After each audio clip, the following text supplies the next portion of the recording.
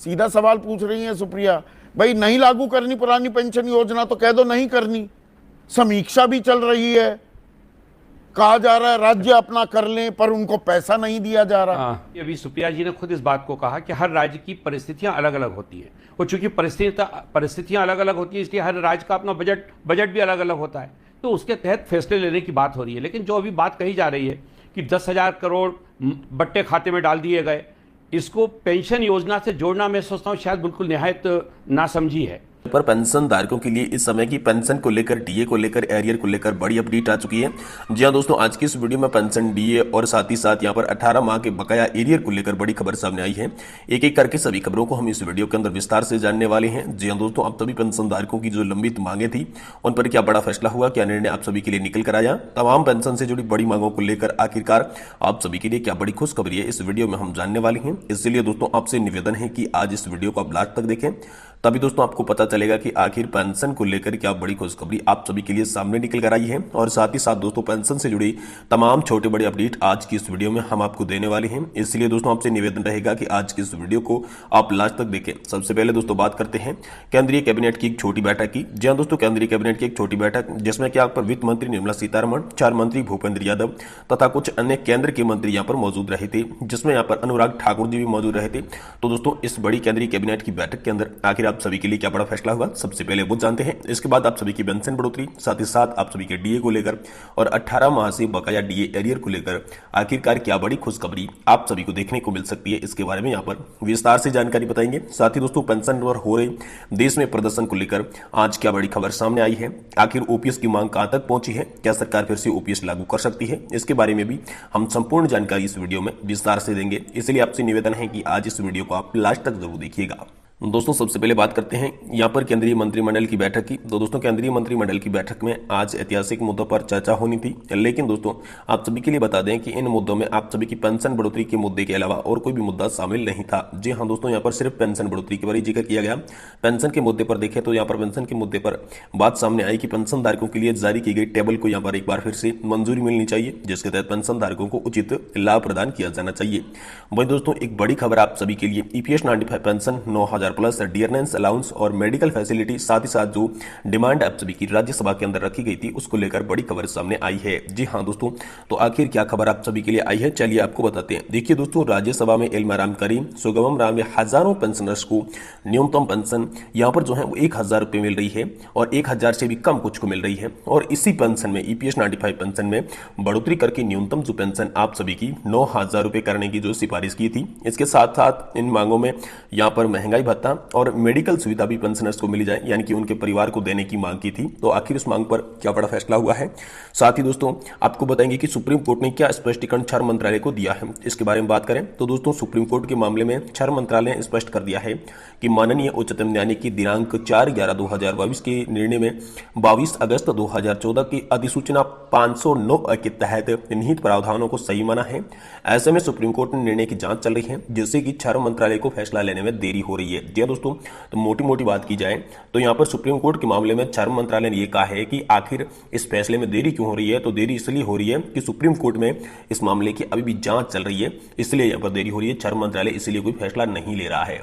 वही दोस्तों आप सभी के लिए जो राज्यसभा के अंदर डिमांड रखी गई थी कि ईपीएस 95 पेंशन आप सभी को 9,000 रुपये मिलनी चाहिए, साथ ही साथ डियरनेंस अलाउंस के साथ साथ मेडिकल फैसिलिटीज पति पत्नी को, यानी कि उनके पेंशन धारकों के परिवार को मिलनी चाहिए। इनको लेकर जो मांगे रखी गई थी उन मांगों पर आश्वासन तो मिला है, लेकिन उनकी मांगे अभी तक मंजूर होती हुई नहीं नजर आ रही है। ऐसा यहाँ पर आप सभी के लिए बड़ा अपडेट निकलकर सामने आया है। वहीं दोस्तों बात करें आप सभी के डीए बढ़ोतरी को लेकर, तो दोस्तों आप सभी जानते होंगे कि केंद्र सरकार ने आप सभी को डीए के बारे में बहुत पहले ही अपडेट जारी कर दिया, जिसके तहत आप सभी का जो डियरनेंस अलाउंस है, चाहे सेंट्रल गवर्नमेंट एम्प्लॉयज हो चाहे यहाँ पर स्टेट गवर्नमेंट एम्प्लॉयज हो, इन सभी के लिए डीए हैक को लेकर यहाँ पर 4% की बढ़ोतरी जो है वो आप सभी के डियरनेंस अलाउंस या फिर डियरनेंस रिलीफ में कर दी जा चुकी है, जिससे पेंशन धारकों की जो पेंशन की राशि है उसमें जुड़कर उसमें वृद्धि की जाएगी और जो भी कर्मचारी हैं उनकी सैलरी में यहाँ पर वृद्धि कर दी जाएगी। तो ये आप सभी के लिए बड़ी खबर आ रही है। साथ ही साथ दोस्तों हम सभी को बता दें कि आप सभी के लिए जो पेंशन डिवीजन को लेकर एक समीक्षा में यहाँ पर टेबल जारी की गई थी, उस टेबल को कब से लागू किया जा रहा है। तो दोस्तों ये टेबल अभी हाल फिलहाल में आप सभी के लिए चर्चा में आई है,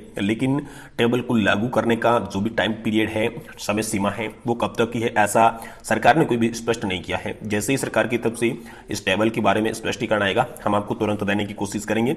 इससे पहले चलिए जानते हैं आज की पेंशन से जुड़ी तमाम छोटी बड़ी खबरों को विस्तार से।